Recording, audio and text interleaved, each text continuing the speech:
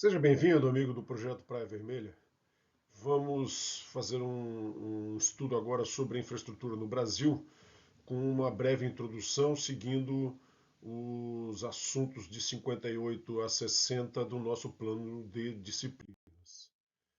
Tá? Começando com essa introdução, dá uma ideia do que é o sistema, o que é a importância, a relevância, o que é, na verdade, o sistema de infraestrutura, né?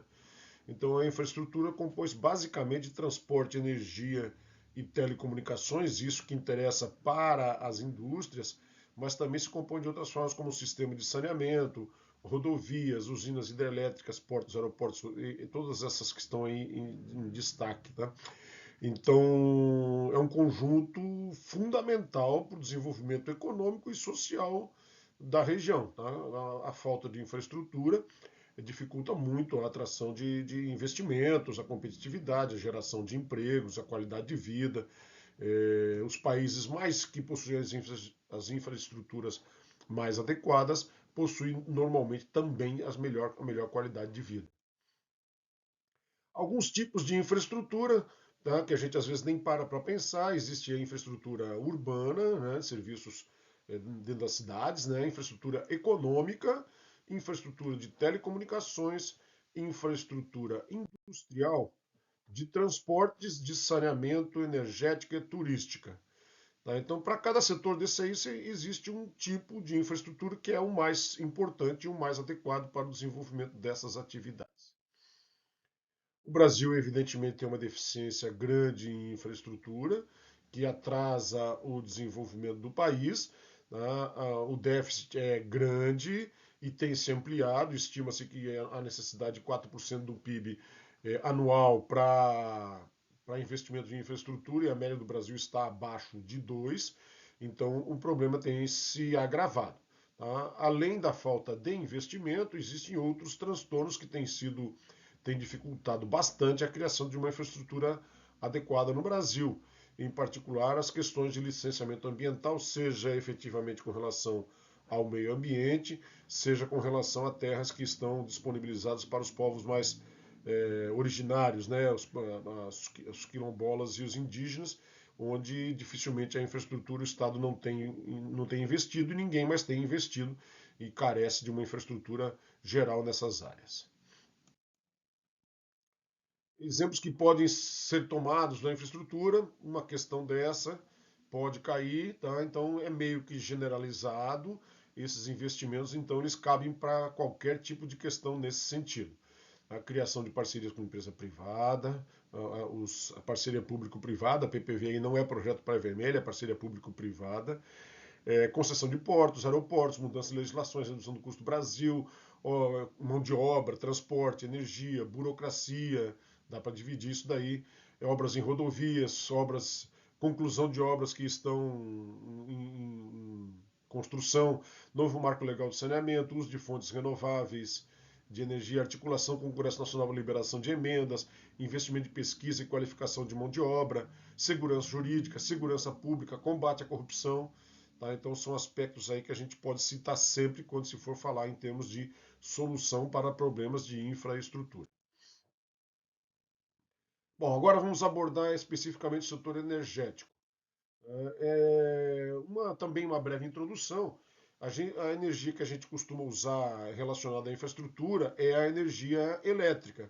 Tá? A energia elétrica ela não é uma energia primária. Então, normalmente, a energia elétrica ela é oriunda da transformação. Normalmente, não, ela é oriunda da transformação de outras formas de energia. Seja ela energia elástica, energia potencial gravitacional, energia química. Tá? Essas energias são transformadas em energia elétrica e a energia elétrica ela é, transportada normalmente por meio de cabos, né, que esses movimentos levam a energia elétrica para as indústrias, para as nossas casas, para o terminal, né? Então, a energia elétrica pode ser produzida aqui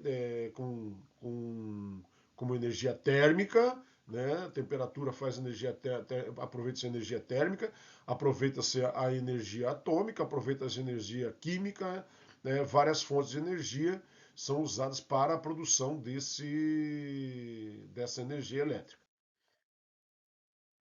Existe também a energia cinética, então a associação disso tudo, por exemplo, uma usina hidrelétrica, né? Aproveita essa energia potencial gravitacional que faz girar, transforma a energia cinética, essa energia cinética é transformada em eletricidade. O mesmo ocorre na energia eólica, normalmente nas usinas termoelétricas também há uma caldeira que gira uma turbina. Tá? A energia elétrica então passa pelos fios, então há necessidade de uma grande rede de transmissão, né, eficiente, né, e compatível.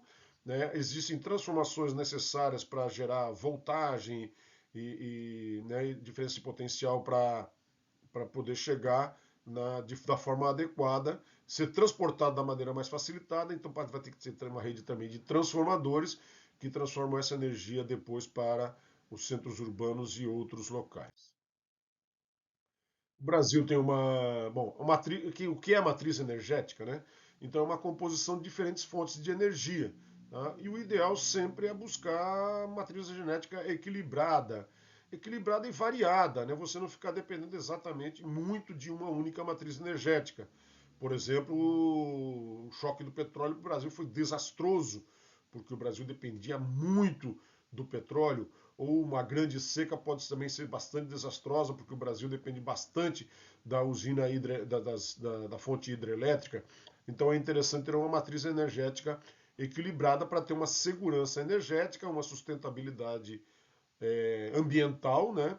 E uma capacidade de resiliência econômica que possa resistir a essas intempéries citadas. Tá?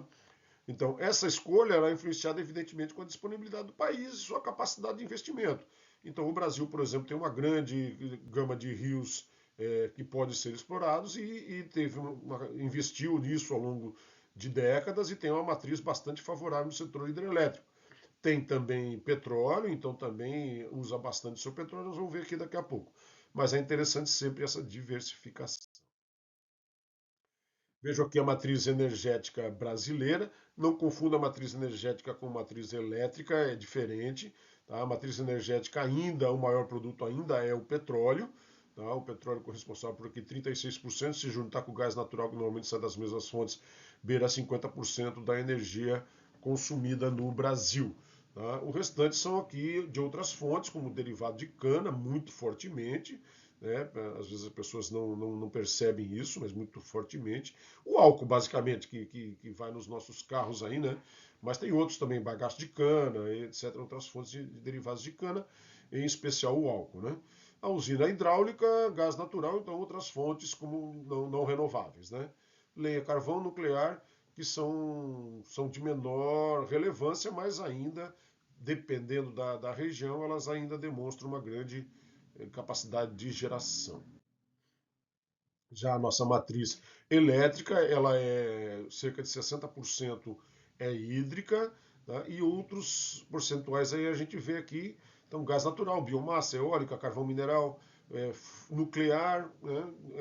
Então a grande maioria, realmente 60% da matriz é hidráulica ainda, tá? Mesmo que outras coisas estejam em crescimento. Existe uma estrutura de transmissão bastante grande no Brasil. O Brasil é um país de dimensões continentais e essa estrutura ainda apresenta lacunas. Você percebe várias regiões, principalmente na Amazônia, mas também no Centro-Oeste, onde há uma dificuldade de se encontrar linhas de transmissão e para isso se usam outros instrumentos que não requerem linhas de transmissão, né? Então, usinas locais, pequenas centrais elétricas ou hidrelétricas, ou usinas locais movidas mesmo a carvão, a óleo diesel, né, como é o caso de várias cidades no interior de Manaus que acabam não estando, desculpe, no interior da Amazônia, que acabam não se interligando com as linhas de transmissão pelo Brasil todo. Né? Se percebe aqui que as linhas de transmissão no norte vão até Manaus, tá? Existe um projeto para levar até Boa Vista, é até bastante interessante. Boa Vista ainda normalmente é abastecida pela central, por uma usina hidrelétrica da Venezuela. Isso às vezes existiu conflitos e tal. Quando eu morei lá ainda era uma usina a óleo diesel, né? E ela de vez em quando tem que voltar a funcionar por causa dos atritos esporádicos que existem com a Venezuela. Então, existe outra configuração interessante, é sobre privatizar ou não privatizar o mercado de energia, tá? Uma discussão eterna no Brasil. Então, o Brasil não tem, decididamente, o governo não tem a capacidade de investir adequadamente para manter em um padrão adequado, né? Então, isso já gerou problemas próximos ou apagões efetivamente, racionamento de energia. Então, a capacidade de investimento é pequena, a necessidade de investimento privado me parece óbvia, mas existe uma resistência muito grande e essa discussão, a minha opinião, não nem sempre é a opinião que impera. Outra questão em relação à questão ambiental é bastante complicada, principalmente na Amazônia, que é a menina dos olhos é da questão ambiental do mundo, né? É bastante criticada a construção de usinas na Amazônia, que criam lagos e matam áreas enormes, né? Ocupam áreas enormes, alagam áreas enormes, né? Porque às vezes as quedas não são muito grandes, então as áreas ficam muito amplas e evidentemente afetam a fauna e a flora principalmente, né? É o caso clássico, a usina de Balbina, extremamente criticada. Já existem várias usinas dessa, chamadas usinas de a fio d'água, onde o comprometimento da área é muito menor, porque ele é feito somente a barragem, mas a barragem não cria um lago, né? Aproveita somente a transposição do rio. Então, ela evidentemente vai oscilar muito a sua capacidade de geração, principalmente na Amazônia, diferenciando o potencial durante a cheia e durante a estação de seca. Tá? Então, o que estiver correndo no rio vai gerar energia e não, sem provocar esses enormes lagos que são típicos de uma usina hidrelétrica. Aqui, metade da energia produzida no Brasil basicamente é consumida na região sudeste, tá? E os menores índices de consumo de energia se encontram na região norte. Aqui um gráfico sobre a potência instalada das principais usinas hidrelétricas do Brasil.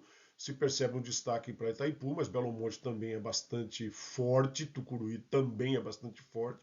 Então nós temos muitas usinas hidrelétricas com uma grande capacidade de geração, evidentemente o destaque para Itaipu. Aqui as usinas termoelétricas, foi um processo iniciado próximo ao início do século XXI, final do século XX, no governo Fernando Henrique, aproveitando-se a construção do gasoduto Brasil-Bolívia, várias usinas termoelétricas. Ela tem como problema um custo de geração muito maior do que as hidrelétricas, então normalmente elas são poupadas e passam a ser acionadas somente quando há problemas críticos de energia, principalmente a energia gerada pelo setor hidrelétrico. Nós temos também ligações com gasodutos, embora sejam bem incipientes. Os principais gasodutos nos ligam às regiões produtoras de gás natural da Bolívia e também da Argentina. Então, o Brasil importa esse gás e ele tem sido fundamental, em particular para a região sudeste e sul. Também merece destaque o gasoduto ali no norte, do maciço de Urucum, ligando a Manaus e a Porto Velho. Com relação à energia nuclear, nós temos as usinas de Angra, 1 e 2 funcionando, a 3 numa eterna discussão se vale a pena terminar ou não vale. Eu não sei, eu não tenho dado aqui agora, mas são muitos bilhões para terminá-la e são muitos bilhões se quiserem não terminar. Então a discussão continua, os custos continuam aumentando e a dificuldade é a mesma. O fato é que a energia nuclear no Brasil é bastante inexpressiva se for comparado com os países, principalmente com os países mais desenvolvidos. Esse mapa deixa isso bem claro. As principais fontes alternativas de biomassa no Brasil, aqui por região, tá? O destaque para bagaço da cana e etanol, praticamente em todas as regiões, exceção da Amazônia e no centro-oeste também com relação à lenha e carvão que ainda são usados. Tá? Então, resíduos industriais e resíduos agrícolas têm crescido sistematicamente, tá? Encontrando fontes de energia alternativa. Eu quero salientar que esse vídeo não vai ser suficiente para você entender todo o panorama energético e nem muito menos o panorama de toda a infraestrutura do Brasil. Ele é um básico, né? Depois nós vamos ter que ver quais são as principais fontes. Aqui tem bagaço de cana, tem óleo de mamona, A gente você tem que acompanhar, tem hidrogênio verde, então tem várias novidades aí que a gente não vai conseguir falar em tudo, né? Ainda sobre os parques de energia eólica, tem um crescimento constante. Esse mapa aqui é de 2021. Nós já temos aqui um total de 695 parques eólicos, que já tem uma geração de energia bastante significativa. Tá? Então, além disso, outra fonte bastante totalmente renovável em grande ampliação é os microgeradores que ficam em particular nas residências ou nas pequenas empresas, né, com estímulo estatal, às vezes redução de impostos, etc. E esses microgeradores têm tido um crescimento exponencial usando sim a energia solar, né, com aquelas trocas. Quem tem uma casa própria já deve ter estudado isso, se vale a pena ou não vale a pena colocar um gerador de energia solar no teto da sua casa para vender a energia, o excesso para a operadora, e ela compra de volta e te devolve em crédito para sua conta, reduz a conta de luz. É muito comum, isso está em pleno vapor. Aqui um breve resumo sobre as fontes de energia. Eu acho que vale a pena dar uma olhada, um mapa mental aí bastante interessante. É, um detalhe para coroar o estudo sobre energia é que o Brasil tinha uma abundância, uma facilidade porque comprava petróleo barato, né? Com o choque do petróleo, o Brasil teve que se mexer, né? A principal razão, o primeiro grande fator foi o programa pró-álcool lá no regime militar, né? E começou a investir muito mais na Petrobras até chegarmos na descoberta do pré-sal, que foi uma alavancagem muito importante para o Brasil. Então a produção no Brasil está sempre em acréscimo, né? E buscou soluções e encontrou soluções. Então hoje o panorama energético do Brasil, não, digamos que não é crítico, pelo menos isso. Tá? Outros assuntos que fazem pertinentes à energia no Brasil, que você pode usar na sua prova, eu acho que vale a pena eu listá-los aqui, né? E vale a pena buscar links sobre isso na internet, para você estar sempre antenado na véspera da prova, dar uma lida nisso aí se o assunto for cair. A exploração de petróleo na bacia amazônica, agora tem lá uma briga, um atrito enorme lá na foz do Rio Amazonas. Importação de energia elétrica na Venezuela para Roraima, então varia, em momentos funciona bem, em outros não. Integração do sistema da Argentina, Uruguai e Paraguai, isso está em pleno vigor. Situação da usina de Angra 3 é sempre bom acompanhar. A ligação em todo o território, as dificuldades de ligação com a Amazônia, os instrumentos que são usados para isso. Tá? Dependências de chuvas e complementaridade com termoelétrica, isso a gente já falou. A possibilidade de ampliação do gasoduto Gasbol, tá? A relação, o aumento de consumo que persiste, mesmo com os índices de crescimento econômico serem baixos nas últimas décadas, o aumento de consumo persiste, a quantidade de produtos elétricos e eletrônicos sendo vendidas oferece essa prerrogativa, né? Faz isso acontecer. Né? É, uma tributação, isenção, subsídios, sempre questão bom falar sobre isso. Tá? É sempre interessante para qualquer assunto, isso aí está valendo. Né?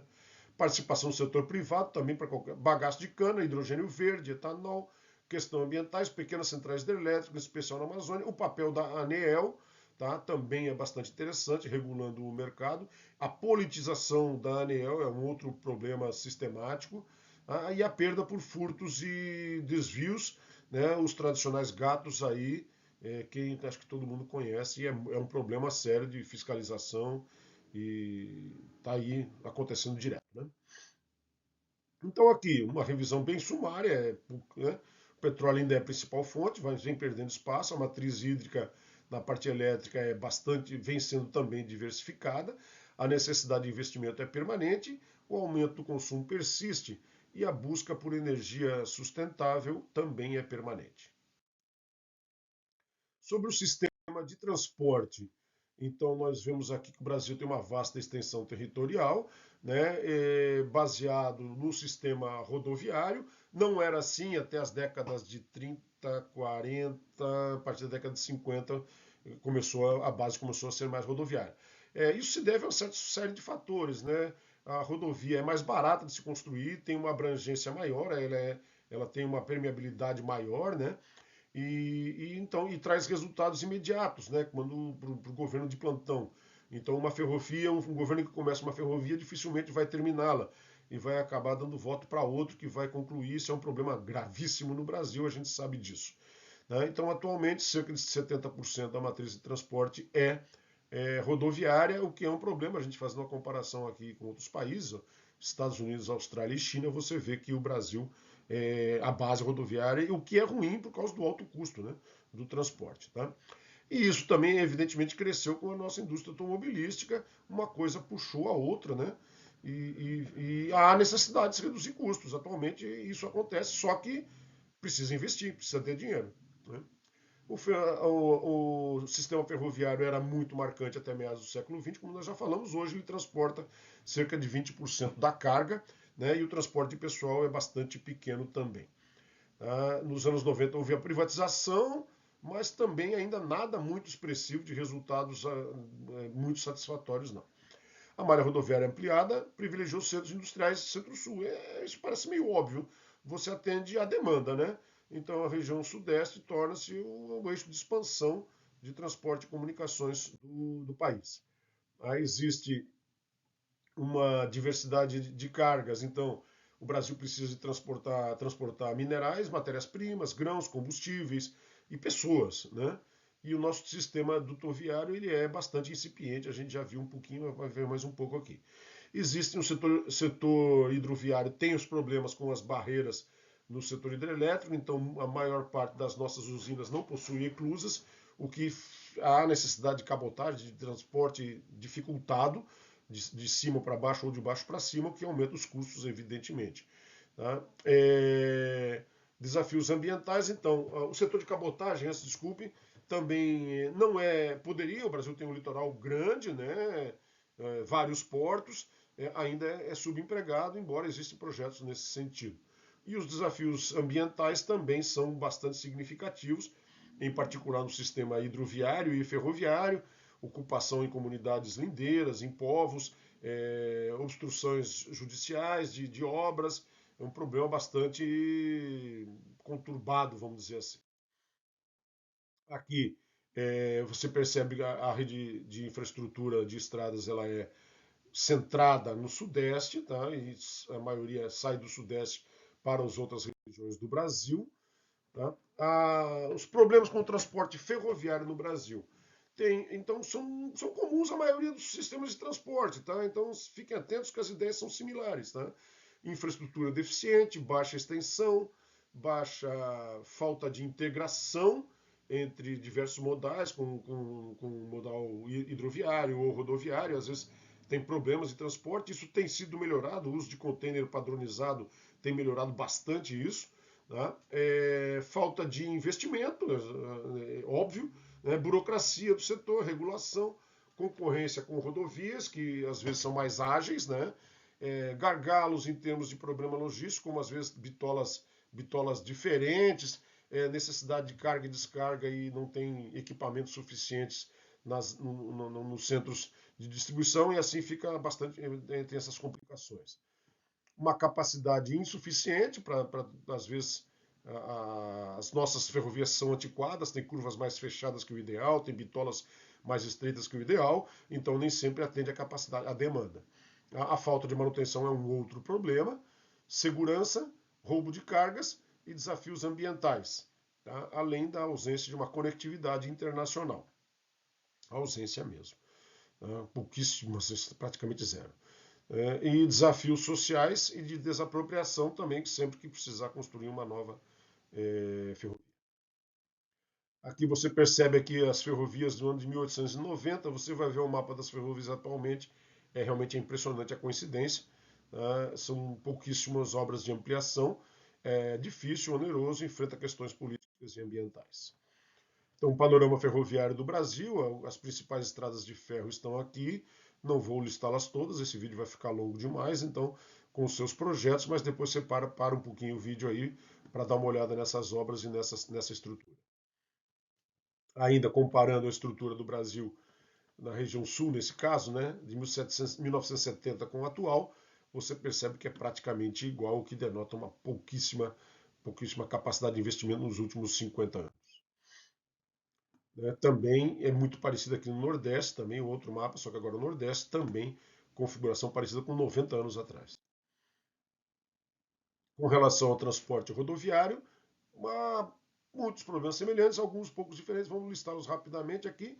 Uma infraestrutura precária, congestionamentos, altos custos logísticos, segurança viária, problema de acidentes de trânsito é muito forte, né? Falta de investimento em manutenção, né?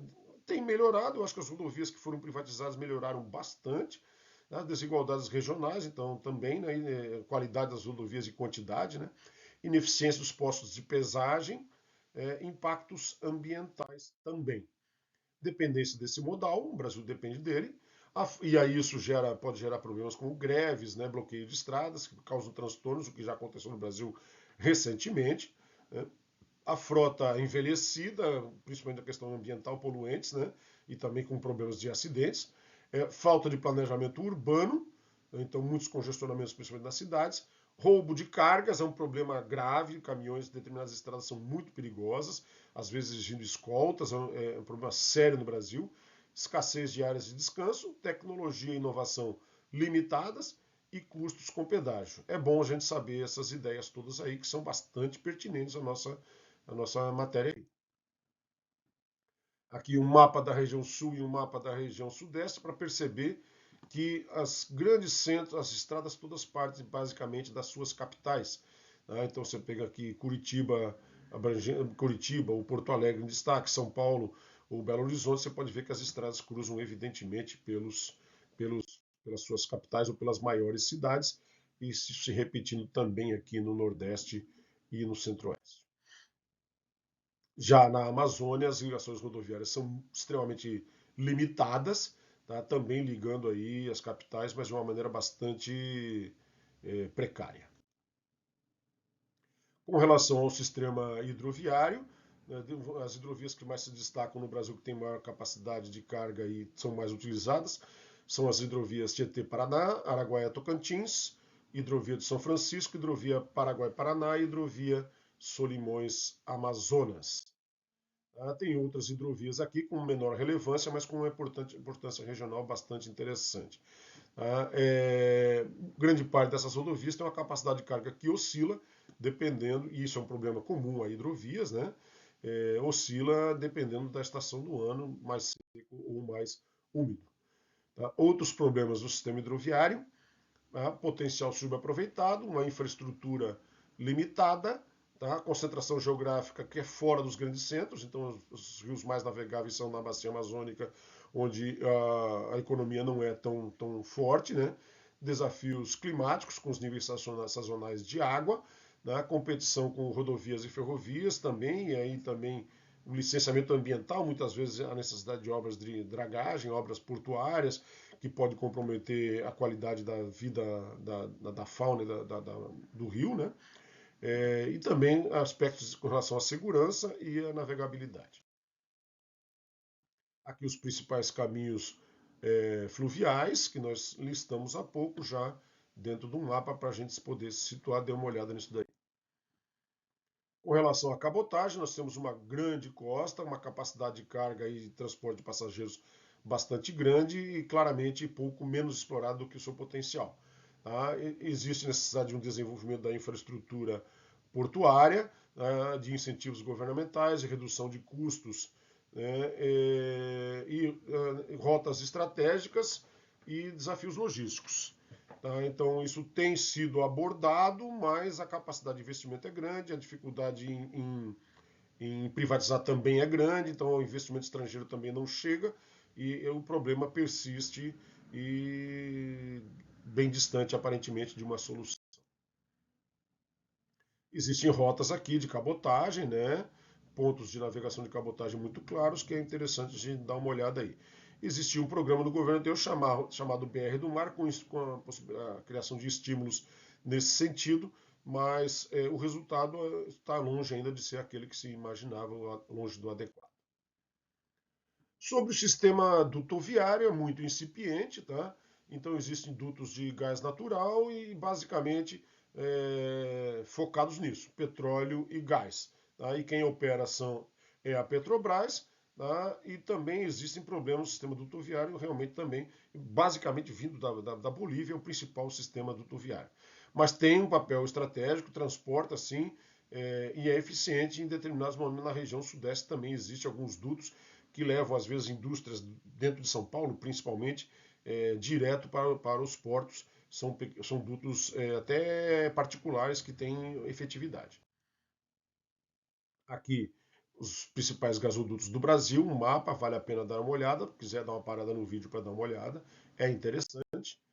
Tá? Então, revisando assim, grosso modo, o transporte no Brasil, as principais ideias, né? Existe uma herança do sistema rodoviário, existe um custo Brasil e a necessidade de investimentos é evidente, as ferrovias são antigas, deseixadas e desestruturadas, a concentração dos meios principais são no Centro-Sul, deixando lacunas nas outras regiões, dificuldades variadas no sistema hidroviário e projetos com gasodutos que podem amenizar esse problema.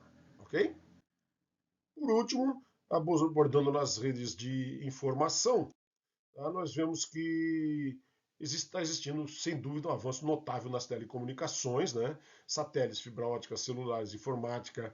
Né? Então, a informação é estratégica, fundamental, faz parte do sistema de infraestrutura necessário para a economia, né? E faz parte também da redução da pobreza e da desigualdade. Então, também, evidentemente, as redes de informação são centradas no Centro-Sul, tá? E só que aqui existe a possibilidade de preenchimento de lacunas com satélites, tanto para a produção agropecuária, tem sido usado muito, um crescimento fenomenal, né? Quanto na Amazônia, até mesmo para a área de educação, para a área de produção. Tá? Então, ainda existem vazios de difusão, evidentemente, mas o crescimento nisso tem sido bastante consistente. Tá? Sobre ainda essa informação, nós temos um problema no Brasil que é uma concentração do mercado de mídia. Tá? Então, três redes privadas controlam a maior parte dos meios de mídia e controlam a informação. Isso, evidentemente, gera ligações com governos, né? Geram influências na opinião pública e geram uma espécie de controle de monopólio da informação. Né? Monopólio não tanto porque a internet tem facilitado isso, talvez por isso que a gente perceba a necessidade que determinados governos encontram de censurar ou de limitar a atividade de redes sociais. Tá? Então, isso atende ao interesse das grandes mídias, né, que ainda dominam a maior parte da informação, principalmente com o rádio e com as TVs. Tá? Então, o sistema de televisões, as pessoas sentam em casa, o programa principal ainda é assistir televisão com o canal aberto. Tá? Mas isso tem se transformado, mas essas grandes mídias também têm dominado as novas formas de mídia de uma maneira não tão eficiente, mas ainda é uma problemática que está presente aí sem dúvida nenhuma. O Brasil é ligado por 16 canais de fibra ótica com o mundo, tá? Existem canais internos também de fibra ótica que dão suporte a essas conexões da internet.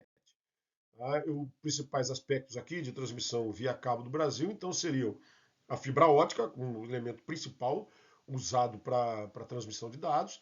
Existe o backbone, traduzindo seria a espinha dorsal, né? Que liga, controlado pela Oi, Claro, a Vivo e a TIM e algumas outras. Tá? Elas são operadas por essas grandes empresas, a espinha dorsal que permite que as ligações sejam feitas rapidamente do seu computador, do meu computador para o seu, ou do seu até para um grande centro, até para os sites do exterior, há necessidade disso. Tá? Essas backbones são interligadas com os usuários finais e com os provedores regionais que se ligam com os usuários finais. Tá? Essa é a estrutura, tá, de transmissão de dados. A expansão, como eu já falei, encontra-se muito forte, havendo também a necessidade de investimento, mas nesse cenário aí, o investimento privado tem dominado e tem sido bastante eficiente. E o governo deve agir, evidentemente, para reduzir essas desigualdades, intervindo no mercado de uma forma que seja compensadora para as empresas também investir nas áreas mais isoladas. Aqui o número de satélites atualmente em operação, então percebe-se a progressão geométrica, né? Países com mais satélites em órbita, os Estados Unidos já tem cerca de 3.000 satélites, a China aqui, dá para ver os dados aqui, é bom a gente dar uma acompanhada. O Brasil não consta entre os países com maior número de satélites. Né? 2 linhas de satélite de tecnologia totalmente nacional. Aí sim, sobre informações, uma rede de informações bastante razoável. Né? A população ainda assiste televisão e rádio e são influenciados por isso. Tá? Os satélites, ligações de fibra ótica são o eixo central do nosso sistema. E é uma discussão sobre o controle da informação que é bastante importante para todos nós. Ok, gente, obrigado por ter ficado comigo. Era isso que a gente tinha sobre infraestrutura. Não é suficiente, mas é um bom começo. Ok? Obrigado aí. Um forte abraço. Até a próxima.